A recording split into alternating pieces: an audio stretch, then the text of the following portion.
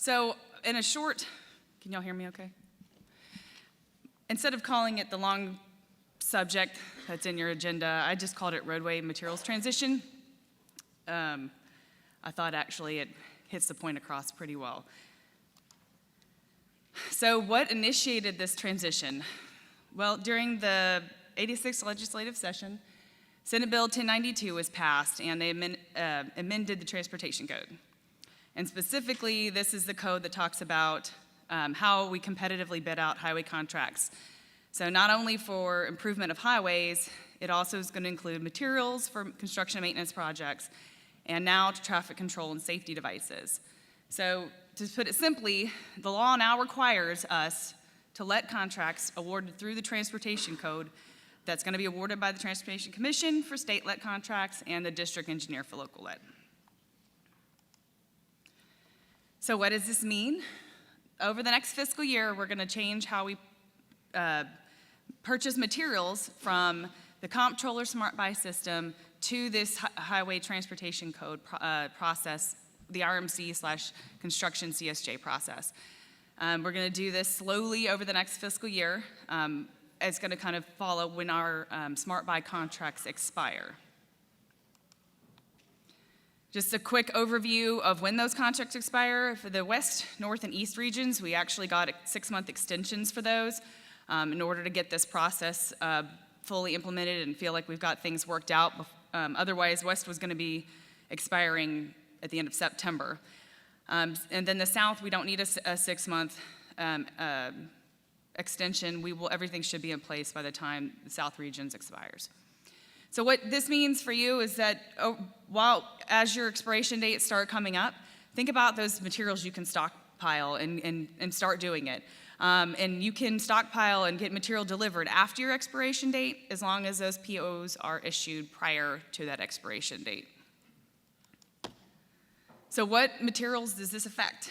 Some examples for materials that it will affect are ones that are going to be used on the highway in a highway improvement project. So traffic rumble strips, DMS signs, herbicide and brine, even though they're not permanent implements, they are used directly on the roadway. Hot mix, emulsion, and aggregate. Examples of items that will still go through procurement's purchase process will be tires, lubricants, other PPE, and they will still also have services like they have small service contracts. So let's talk about the positive impacts. The one off the bat, the one that really probably helped sell the legislature on it, was that there's a 1.5% administration fee inherent in Smart Buy. And with us going to this new process, we should see a potential savings of $3.5 million, roughly. This cost, basically the suppliers just inflated the costs, their bids in Smart Buy to override that 1.5% administrative fee. Other positive impacts, transitioning to that RMC process, is now we'll be able to execute contracts faster and work the work order process. So if you have a local-let project, within 2 weeks you can have your contractor and DE sign it and start issuing work orders off of it and get your material. So these contracts are now your contracts in the districts. So if you need material, you're going to call your supplier up. You're going to say, I need material. Do you have it available? I need it for this day. And you don't have to rely upon any other division or to help get that process happen. You are in for full control. You're going to be able to reduce your lead times and inflated order amounts. We're going to make sure our material specs are exactly as we want, with the safety and durability implements that we put in there to make sure we've got the end product that we need for our quality.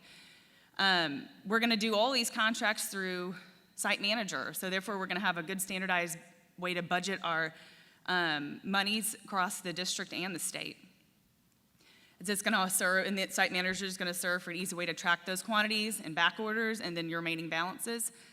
There will be no encumbrances through the system, so it also help with accurate budget tracking. And another thing we've been working on with the suppliers in this process is if you want to let your contract with the cubic yards unit of measure in order to help with that conversion, between tons and cubic yards, they're willing to work with us on that as well. So how has this transition been occurring? Maintenance Division's been coordinating these efforts with multiple divisions and districts and with our external partners, AGC and TxAPA. And we've been working very closely with Traffic Safety and Specialist Services Division did I say that right? Special Services Division. Support, dang it, support services, sorry, Daryl. I'm just gonna call them SSD. To make sure we have all the regional distribution centers stocked with their roadway material and traffic items they've already been stocking. So if you've been getting those materials from your RDCs, you're gonna continue getting those materials through your RDCs. We had to develop a new pre-qualification process for these material suppliers because they are not going to have the experience that's laid out in our Texas Administrative Code, and we don't want them to have to submit financial qualifications. I mean, if you're going to supply a material, all we need to know is you have that material to supply. So we created a level basically for material suppliers, and all they're going to have to do is fill out a real basic form, submit it to Maintenance Division, we do the processing, and then Construction Division gets their electronic bid account set up. They're gonna have a zero bid capacity associated with them, so we're having to have some computer programming updated to make sure all of our systems that play with sledding are updated. So we have this new qualification process in there, and advertising is showing it properly, and that zero bid capacity is a big issue because contractors who are already pre-qualified to work on our construction projects and maintenance projects as higher level, they've submitted their audited financials, they'll be able to bid on these as well, because some of our contracting community does both. They build and they provide material. But we don't want their bid capacity affected when they're bidding on material stuff. If we're not having a bid capacity for our material suppliers, then our contracting community shouldn't be affected as well. So we're having to make sure this is getting, these updates are happening on our programming side so that we keep that, even with our both communities, contracting and supply community. We were able to get CMCS, the mainframe system, updated in order to easily designate these contracts. For materials, they're a material maintenance contract, MMC, and for traffic items, they're gonna be a traffic maintenance contract. And we're also eliminating, kind of trying to standardize the wording and the type of work. This is important, especially without this programming update, so that our supplier community knows which contracts they can actually be bidding on right now. We have provided information on text.gov business page that's specifically for the supply community. We've got a rolling banner and a link basically that goes and it tells them about the new qualification process, where to submit it, and how to do advertisement, and where to find the advertisement, plans online, and then how to do electronic bidding. So we worked with 4 districts to do pilot contracts, kind of feeling it out. How are we gonna do this? We've had Atlanta, so Jason's gonna go into detail on his. They did an aggregate in September. Yoakum also did flex space in September. Brownwoods is letting, I think, next week for flex space. And those are all local-let. And then Lubbock is doing a paint and beads. Theirs is also local-let in early part of November. So just the only 2 that we have so far data from are the 2 in September. Atlanta had 1 bidder, and it was just barely an overrun. And the Yoakum contract, we had 2 bidders with about a 19% overrun. And I'm not surprised. I honestly think that we're going to see some overruns at the beginning of this till everybody gets comfortable, and as we move in the, over the year into the next couple of years, I think things are going to start tightening up as everybody gets comfortable. So the guidelines that we used for these pilot contracts, roadway materials for now were locally let. We're going to have a calendar day contract of a duration of no more than 4 months. That helps with tracking, keeping it as a calendar day. Also, working with AGC, it was a big deal. Smart Buy has a monthly update to adjust for consumer price index. Well, we did not want to have to do this on a monthly basis. We agreed, or compromised, I guess, to agree that 4 months was acceptable for them to not have a CPI adjustment. So what we're going to have this 4-month contract, but then we created a whole new special provision that will allow us to extend that contract twice. So you'll get a full year out of your contract, but each time you extend it via change order, you'll be able to adjust those CPIs if there's something, in get your contractor, or your supplier, his unit cost that he should be seeing.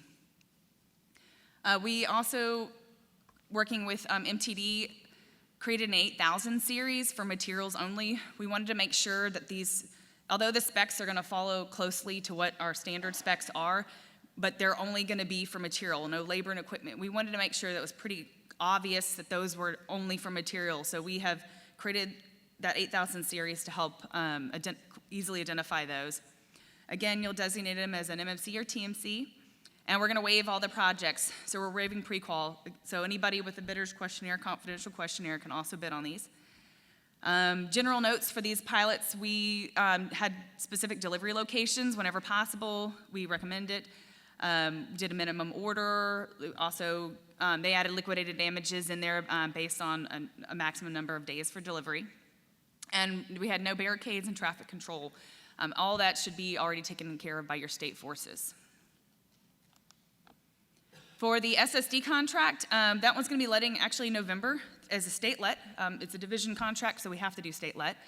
And this one's going to be for signposts and assemblies, and it's going to help replenish our RDCs. Apparently, we haven't had a contract for this in multiple years, so Daryl's excited about it.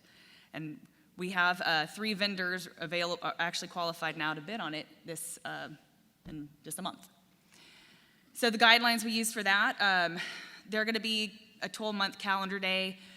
We are going to have a special provision that's already out there. If Daryl SSD decides they want to extend that 1 year into a 2-year, they can also do that. Most likely, consumer price index isn't going to be a case here, but that special provision has it in there. So just a quick overview of guidelines. If you've got a roadway materials contract in your district, then you're going to use the MMC designation. For now, we're looking at local let. We are in the process of talking state let with our external partners and seeing everybody's comfortable with it. We're going to limit those to 4-month contracts because of that CPI that I mentioned. Again, it doesn't mean that you can't get a year contract out of that. You just have to use that special provision that allows you to extend it twice. We'll keep them at 8,000 series. They'll be waived. For maybe there will be some traffic control items that you're going to want to buy through a district. If your RDC is not stocking them, then you can use the TMC designation, and you can probably do a 12-month contract. You might want to make sure with your suppliers that that's not something that they normally see a CPI adjustment on with Smart Buy. So if they don't, then keep it 12-month, and you can use the other special provision to do a one-time extension. And then the contracts we're doing with SSD to replenish the RDCs, they're going to be 12-month contracts, and they're going to be state let. And with all of that, the contracts, when we are tracking the deliveries and inventory, when you order the material, you're going to send a work order in to the supplier, and then you'll just be making a DWR entry at the time of that request and every day that material is received. But if you have no material ordered, there's not going to be a need to do a DWR entry for that. You're going to process the estimate through Site Manager like you always do. You're just going to have to change your chart fields from 13045 to 13023 since it's a roadway material. And you'll be making an inventory adjustment in PeopleSoft charged out through MMS like you have always done. So when you're looking at these, starting to look at these, how to do these contracts in your districts, things that you want to consider. Reach out to your local suppliers and discuss the process and the delivery options. What would they like to see? Would they like to see delivery subsidiary? Would they like to see a line item for delivery? Right now, it seems the subsidiary is kind of the way they want to go. But I think it's good to get that good communication going with your suppliers. And in the process, you can give them the text.gov information, and they can start reading about getting qualified and learning how to bid on projects through our system. Have multiple contracts per material for backup suppliers. So Smart Buy inherently has a tiered system. So if you had one supplier who couldn't give the material, you go to the next guy down. What you're going to do is build that within your district. You may have multiple flex space, maybe 2 or 3 flex space contracts in your district. So if your direct contract is not able to supply that material, then you're going to reach out to maybe the adjacent contractor, and he's able to supply it. Then you kind of work it out that way, so you can if you can't wait for when your supplier can give it, you can go to the next contract. Stagger your lettings. Basically, it allows for that backup supplier option. It's kind of like with our seal coat and crack seal. When you let everything in 1 month, you might end up with one contractor that does all that work. Well, that doesn't work for the construction or maintenance contracts, and it's not going to work for supplying either. You want to stagger them, so one supplier is going to get that contract, and the next month another supplier might get the other contract. So then you'll have those backups, and you also can help make sure you don't have expiration dates. Not all your contracts are expiring at the same time. Try not to be too conservative on your materials, on your quantities. Establish a minimum order. Look at justifiable liquidated damages in your contracts. And think about being flexible with that material grade and class that the supplier, allowing the supplier to be able to deliver materials that they're manufacturing at the time versus I need this material right now, this specific thing. So think about being flexible. And then, of course, staffing. Obviously, there's going to be an increase in the number of contracts. So think about how you're going to handle this process in your district. Is it going to be your district office doing a lot of this work? Is it going to be your maintenance office is doing this work? Think your personnel, and then what training is going to be needed. And if you see training is needed, reach out to us, and we can help with that. I'm talking quickly. Whew. Okay. Jason will be super fast, right? Okay. Really quick on the 8000 series, maintenance division's been drafting up material-only specs, so you can reach out to Mark Johnson or myself. You'll be using them as one-time use submittals. We will be looking at statewide as we get this process developed further.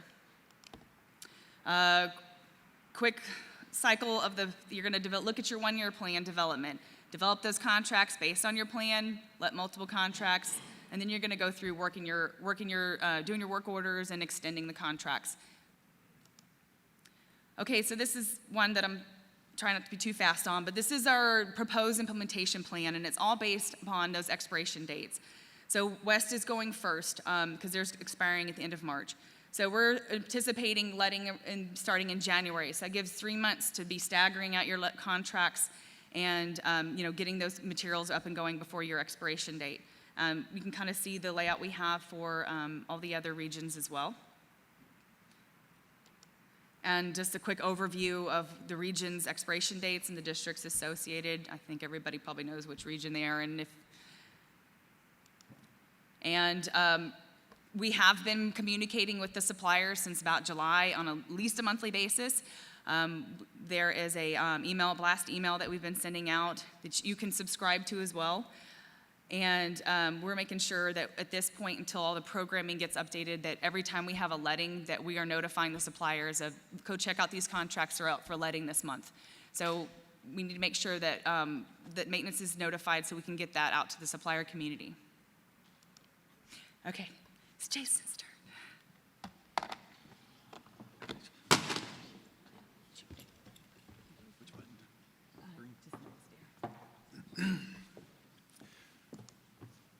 Okay, so we did let a contract. It was for seal coat aggregate, and we only had 2 bid items in the contract. As you can see, comparing our estimate to the contractor's bid, they put all their money in the rock and not the mileage. So that was one of the things, kind of the big takeaway for us on this was, depending on where the vendor's located, they may or may not use all of those miles. We had 40,000 miles in the contract to pay for all the trucks that were going to deliver the rock. But the contractor that got it is within our district boundaries, so he's not going to use 40,000 miles to deliver all that rock. But he still has to bid on all 40,000 miles. So that's one of the big advantages of not having a haul item in there. So he bid a penny, put all his money in the rock. We missed the contract amount, the bid amount, by like $600. So overall, it's going to cost us the same. It's just how he bid it. So we got a few lessons learned. Some of these Lane has already mentioned. There's a couple on here that are, bottom one, talk to the vendors. You know who your vendors are. You know who you're using TechSmart Buy to buy material from. Call them direct. Talk to them about how they would like to see the contracts written before you write them. You'll learn things that you didn't quite think of how they operate. And one of those things is the top point there. The vendors that we've talked to don't want to have to deal with other suppliers as subcontractors on these contracts. The hot mix suppliers, they just want to bid on hot mix. We talked to them about liquid AC because that's a similar item, and they deal with those vendors to get liquid AC to make their material. But on these contracts, they didn't want any part of it.